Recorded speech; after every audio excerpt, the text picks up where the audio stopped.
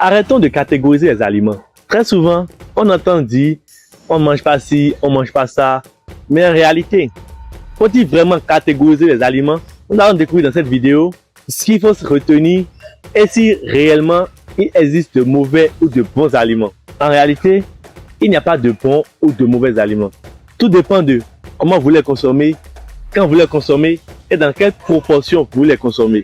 Le plus important, c'est le total calorique que l'aliment apporte. Certes, il y a des aliments sains et des aliments moins sains. Mais cela ne veut pas nécessairement dire qu'ils sont bons ou qu'ils sont mauvais.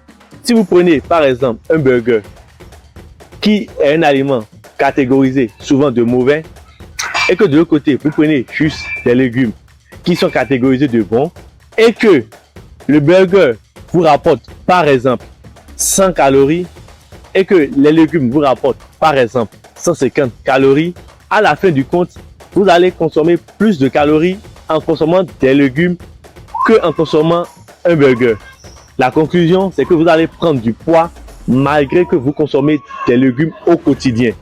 Et celui qui prend son burger va perdre du poids parce qu'il y a moins de calories au total dans son repas. Si on passe sur cette base, l'important c'est le total calorique contenu dans l'aliment. Toutefois, les aliments catégorisés de moins sains sont souvent plus riches en calories que les aliments catégorisés de sains.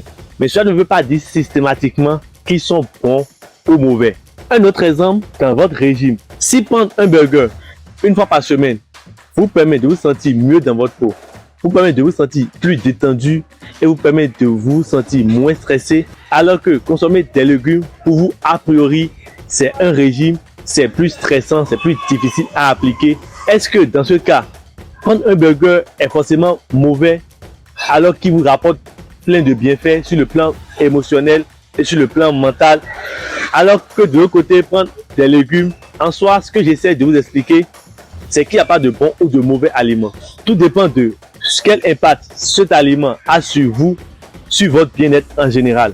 Toutefois, gardez en tête que les aliments trop riches en calories ou des aliments trop industriels, en dehors du fait qu'ils soient bons ou qu'ils soient mauvais ou autres, ont plus d'impact négatif sur votre santé que les autres catégories d'aliments qui sont catégorisés de plus sains.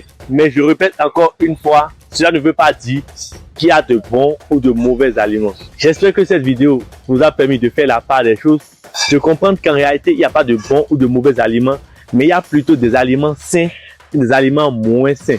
Portez-vous bien. Je vous retrouve très bientôt pour une nouvelle vidéo. Pour l'instant, portez-vous bien.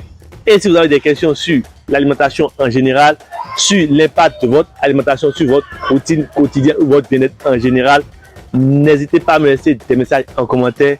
Je me ferai un plaisir de vous répondre.